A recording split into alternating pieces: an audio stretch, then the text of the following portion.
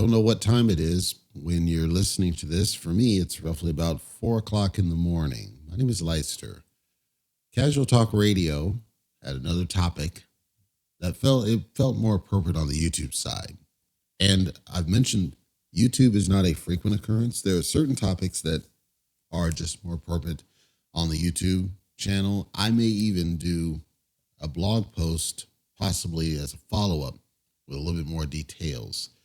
So if you're new to Casual Talk Radio, we're found at casualtalkradio.net, by the way. I do very segmented, targeted topical coverage. I don't prepare, I don't practice, I don't rehearse, I don't need to. There's a topic, it spawns a wide variety of different thoughts, and I share them, and that's usually the podcast, or sometimes it's YouTube more appropriate. And then I've got to do Combat Talk Radio here shortly. I figured this one's more YouTube appropriate and possibly blog. This topic is around not AI in a broad sense. I only want to target ChatGPT. First, if you don't know what ChatGPT is, I do encourage you to go take a look at various sources out there and research. I'm going to summarize it for you. There are various tools where you can provide context, as in words, sentences, phrases, paragraphs, something. You can provide context to them, and they will provide you back a response. You used a form of this if you've ever used Google's automatic deal to set your clock, or a reminder, or to find the song. What song is this that's playing? Or if you use Alexa for Amazon, or if you use Apple, Siri, if you use any of these tools that you say, hey, Siri, tell me how to get to Burger King or something. I don't know. Or you're looking for something and you type it into a field and it will come back with results. Many search engines use a very rudimentary form of this technology. The reason that ChatGPT took on a little bit of a different form and arguably has gone a little bit out of control is because ChatGPT was one of the first to be able to improve the context coming back at you. When Siri from Apple was first announced, the whole hype was around having a regular conversation with this tool. And it was not perfect. It was not able to have the strong two-way conversation that you might expect. But the way that it was able to do it was at least impressive for its time. I'll tell you that most of what you see in the responses from those tools is widely available. Even in Microsoft Word, as an example, even in Microsoft Excel, for example, anything that is automating some sort of response back to you fits in this category. So with ChatGPT and the idea that not only can you have a little bit more of a stronger conversation, but also that it's able to put together full-on pages of information as if, it knows the sources of things. It knows how to get, context and background. It knows how to put them together in paragraphs. It knows how to compile things like code. So it knows how to put code together, because all of these are learned things. They're things that people learn. And when you think about AI is nothing more than technology that has been trained to do something. No different than training a human. I'll get to why I say there are some fallacies here in a second. So if we go off the concept of training for things, that means that conceptually you could train technology to do something that a human normally would do. For example, schoolwork, classwork, if you have essays. That's the target I'm going to focus on for the purposes of this. But again, I may follow up with a blog about a little bit more. I have to think about that one. So let's talk about essays at a generic level. Table ChatGPT for a moment. In an essay in college, if you've gone through college, you all know the drill. Even in the high school, you might have written a couple of them, but college is the worst offender. What is an essay? Conceptually, what is it? An essay is a paper that has X number of paragraphs. It has to have a certain line breakout. It's supposed to have certain source material, call outs, citations. It has to have a certain title formats and who's it from and all of this. And you write it because some professor told you that it's a class assignment. You are required to do it in order to pass the class. Nobody really cares about it. There may be situations where somebody does read it, like the Unabomber Manifesto, that's an essay. He didn't write it for school, but it's an essay in a form. So now if you look at the whole benefit of an essay, the school can benefit from the pool of essays that have been created over time by various students. But new students are still having to create new essays. And then you think about, well, what happens? What's the real benefit once you leave college? It's possible, certainly in science, let's say, you might have essays that you wrote back in school as a topical matter, and then you go into the workforce and you can possibly leverage some of your own source material. That's possible. I doubt that happens frequently, but it's certainly possible. When you get into the master's degree level, pretty much the master's degree program is nothing more than essays, I would argue, at the top level, especially MBA. So then this gets people thinking, or maybe it's only me, if we accept that essays are primarily to appease a school program, and they may help you learn in having read the source material, but by and large, they are for appeasing the school program.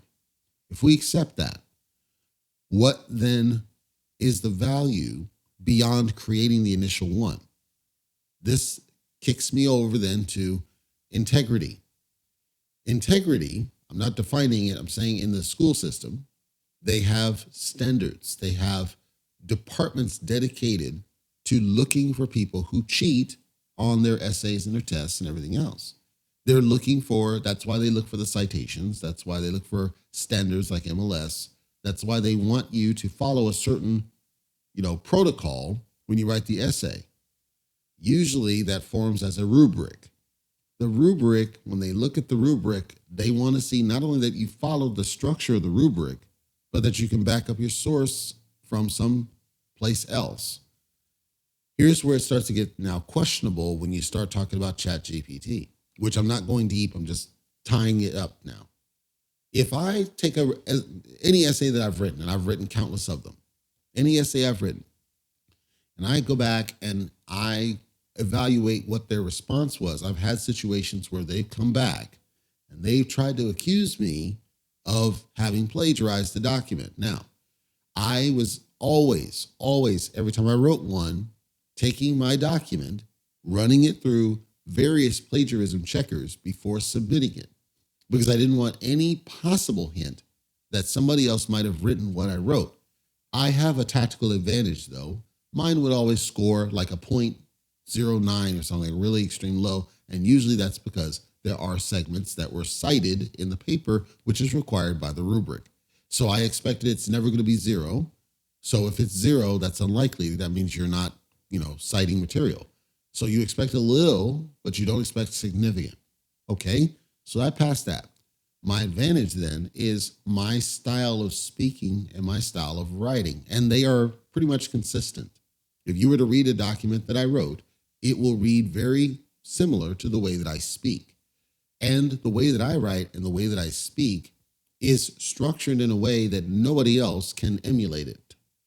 Now, when I submit the paper and I get a response back, and it happened a couple times, and they accuse me of plagiarism, I fight it, right? This is the process. And I'm telling them, I want you to show what evidence you have of any plagiarism, any source. You show a source of whatever told you it's plagiarized. Comes back, this happened both of those times, comes back as, quote, I just find it difficult to believe that this can be so well written. So it's not that they had proof of plagiarism. It was an accusation based on a bias, based on I'm looking at such a well-formed, well-structured, contextually perfect set of writing, and I'm just going to assume that you must have cheated. And then they plan on certain students not fighting it because some students don't have balls. They mess with the wrong one. So I'm telling them, you show proof that there's plagiarism on this one. Show me any site that can call out specifics, go to search engines and try to find any of this that's anywhere else. And we can talk about it, but you won't because it's a perfectly unique, brand new. Now, context behind all this. I am a published author. I actually got awards for poetry in newspapers back when I was a kid. Writing was what I did. I actually had a typewriter. I spent a lot of time on that, but also handwritten. Writing is what I did. So I was confident in my style that could not be duplicated, emulated, replicated. So I passed that. We're fine. Okay, now I'm starting to fast forward some decades, and now I'm starting to hear about this ChatGPT being used in schools to cheat. People are using it to get their papers written for them instead of doing the basic research. Now, I'll tell you a secret. Doing an essay is probably, it's not that it's difficult. It's pointless tedium. That's what it is. It's pointless tedium. It's a waste of time because it doesn't really have any value to anybody but that school system. It's pointless tedium. It's not hard. It's really not. You find source material and you're writing your thoughts about it and you cite certain points. But that assumes that you give a damn about the topic in question. That's the flaw of essays. People don't care about the topics chosen, and they don't let you choose your topics very often. In fact, in the master's program, they'll just hit you with a litany of various topics, and they will not allow you to choose your own topic so that it's of interest to you. Because when something's of interest to you, you have a lot to speak about. I will remind you, I've been speaking for just shy of 12 minutes now. And with this, it's a topic of interest. So if I were to write this up, it will be dirt simple. This is all off the top of my head. It's not hard because I am interested in the topic. Essays are no different. The only change is you have to follow the MLS standard and make sure you cite your sources if there are sources. With my YouTube show, I don't have to cite a source. I can call out what the source might be. In this case, it's all my own thoughts. So then this causes the problem. When we define problem, the problem, why ChatGPT even got to this level of popularity, is that people started cheating with it. They're using it to write their essays, which is a common thing. It's not the only tool that can do it. It's just the most popular one. It's the most widely discussed one. There are countless tools out there that can help people write essays. Those tools are banned in the school system. They are considered cheating because you didn't write it. Follow me here. In the school system now recently, there have been news articles. I do encourage, if you haven't heard this, to read up where some school systems are starting to, quote, embrace ChatGPT. Rather than fight it, they're trying to embrace it and then figure out how to implement it into learning. So here's an example. We don't care if you use ChatGPT to write all or some of the paper, but you need to disclose it. You know, you wrote this paragraph or this, but whatever. You need to disclose that you used it to write all or some of your paper when you turn it in. If you don't, that's the violation of the standards. If you at least disclose that you did, we'll give you a pass. Okay, so that's one level. We at least are aware who wrote the paper. Did you write it yourself? Did somebody else write it? Okay, now we have a little bit of awareness. We'll treat it as a citation source. Level 2 is, rather than just worrying about the paper's content itself, you'll submit the paper and then we will discuss the material that was covered in the paper, and that is the test. Now that's intriguing to me. So you have ChatGPT create a paper for you, you turn it in, and rather than it sit somewhere in some repository, never touched again, you're called up in the class and you do a two-way conversation with the teacher who's challenging what you said in the paper. In the master's program, this is normal. You have to defend, right? So you submit and then you have to do a defense.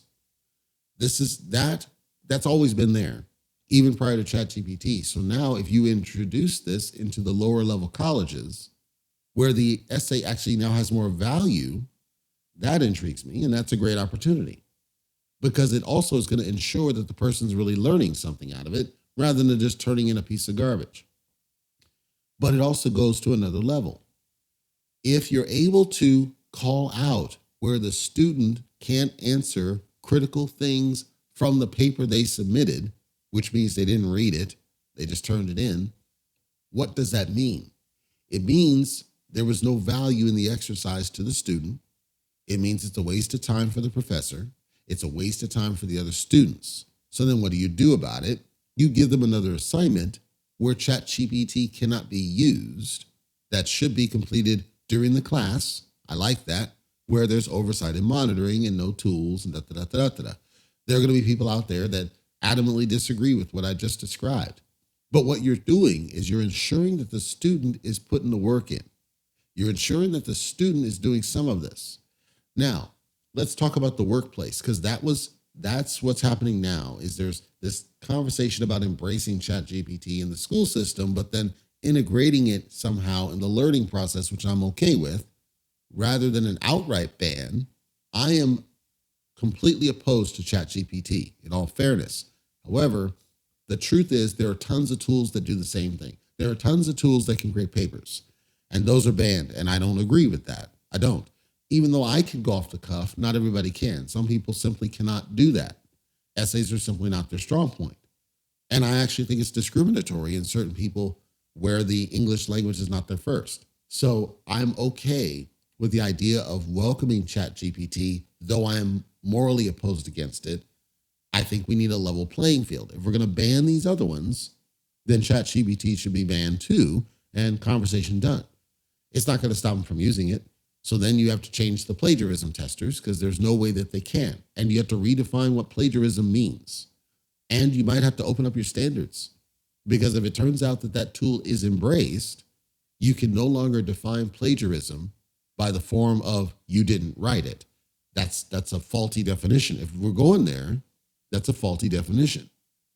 Plagiarism must directly mean something different if you're going to embrace ChatGPT.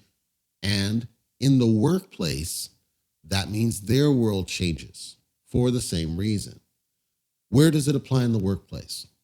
For the most part, not all, it applies when writing code. This is the big one. When you write code, code has to really meet three main standards in order to be acceptable. And I'm at a basic level here because there may be non-technical people. It has to work, obviously. It has to be secure, and it has to be somewhat performant as best you can. That's what it is. It has to work, it has to be secure, it has to be somewhat performant. At a generic level, there are so many other things to writing code, but at a basic level, those are the three. ChatGPT can create working code. It doesn't necessarily guarantee secure or performant code. Well, what was happening is that some developers these days suck at writing code because they're not truly computer science people. It's not for them. They go there because that's where the money is. So they go to college. That's why it all ties together. They go to college for computer science. They're challenged to write code snippets. Some of them get frustrated. They spin up ChatGPT, who's able to spit out a snippet of code for them. They submit that code as a project to get past the class. Then in the English classes they're required to take, where there are essays required, they go to ChatGPT and they spin that out just to get to that degree. The degree is because all these employers are biased towards degree holders, so they know, these people, that it's the key to getting into this high-paid job, and they know companies like a Microsoft, companies like a Google, are going to throw money at them because they're young, let's be honest, and they're a college degree holder. So now in the workplace, you start getting code that doesn't meet security standards, doesn't meet performance standards, or something else. Very recently, a broadcast went out about a tool called Move It Transfer. It's very heavily used in many different outlets. And all it does is file moves, but there's a security vulnerability with HTTP based transactions. And so it caused a big problem. They had to actually lock down the ability to make calls over certain protocols because of this security vulnerability. And you've seen in the news all the different vulnerabilities that are happening with software across the board. This is a byproduct, not provably directly connected to ChatGPT, but it's a byproduct of code where there's a security vulnerability under the hood or a performance issue that could open up a security issue. And my point is that as more people cheat to get past the tedium that's in college today, it's going to degrade the quality of the products and services that you use in terms of technology. Because remember, it's not even about computers or phones or tablets. Many of your devices around your home use code of some kind. This might, no proof, might correlate to why many of the tools seem to go kaputs faster than in the olden days. I can't prove that. So where are we now? Well, we're at a world where the school system is trying to figure out how to embrace ChatGPT instead of just outright banning it because they're trying to create a learning opportunity from it. People are trying to cheat the college system so that they can get that piece of paper because they know it's the ticket to getting into a decently paid job. Employers now have to deal with the fallout because as people get older, like myself, the battle-hardened people that we went the hard way. Now we're getting an influx of people who are not really good at the job. They're good at spinning up a tool like a ChatGPT and cheating through school and then doing it again in the workplace. So they don't really have competency. Now, what do we do about it? In the workplace, it's actually very simple. In the workplace, everything should be around outcomes. Outcomes are from tasks. Tasks can be tested. The outcome is where you need to get to. If you don't get there, then we have a problem and we need to solve it. In fast food, for example, this is simple. If you're a burger flipper, that's what you do. If you're a cashier, that's what you do. In cashier, there's certain competency you must have. But they've dumbed that down to the point that you have to at least have basic competency to count change. And even then people get it wrong because the machines don't count change for them because many of these companies have pushed towards, they still don't go all the way, but they push towards plastic cards, debit cards, credit cards. But you still have to have the basic competency of counting change. It'd be nice if the machine simply spit out the correct change for that worker so they'd have to count, but they haven't gone that route. But in the more advanced world, you have to have a lot more skill and competency because you could be dealing with people's lives. Think about the medical industry. Think about healthcare. Think about, now there you got like internships and things, but just think about it though. If somebody is relying on tools like a ChatGPT, even if as a reference source, I'm not even talking about papers in now, but even if as a reference source to just understand, okay, which artery do I cut for this? You got to understand that could be the difference between life and death. If you're not fully understanding what that truth is and that tool gets it wrong or steers you down the wrong path. And so as time goes by and there's more reliance on those kinds of tools without the skill to properly vet that it's accurate, you're going to see a decline really in the quality of everything around you. So then what do we do to mitigate it? How do we cut it off the pass? I don't know that you can cut it off because there's I just saw Mercedes-Benz talk about, we're just going to slap this in our cars, deep, deep, deep. Now, if you are perfectly fine with that robot deciding for you about what to do in your car, have at it. I will not be buying any Mercedes-Benzes. In the other points, the only way to really know is to test it out. So people will die. It's the same thing as with pilots, in airplanes. They couldn't know until a bunch of people died in plane crashes. That's what we have to go back and start over again, all because for whatever reason, we're against people actually learning something. We're against people working. We're against people testing and doing things correctly. We just want technology to do it for us, and people are becoming lazy. That's what's driving it. People don't want to do work. And then the companies, it's all about profit for them. Because remember, if they can get technology to do these tasks, to get to their outcomes, they'll just get rid of the people, which means a lot of people lose their jobs, which means no money for you. Because remember, although there are these things moving forward in the workplace, there's nothing in the system that guarantees you any money. The system is based on you working. It never was based on, well, it used to be, but recently, was not based on the quality of your work. It was based on the time that you put in to work. So if you no longer are required to report to work, that means you don't get paid. The flaw of that system has always been they didn't want to tie payment to quality of work, which is what it should have been. The quality of your work governs how much money you make. If you're a superstar and we can prove it, you're going to make bank. If you're a slack off, you're going to be low until you fix that. So you'll get a check, a base check, sure. But you need to show quality in order to get up that ladder.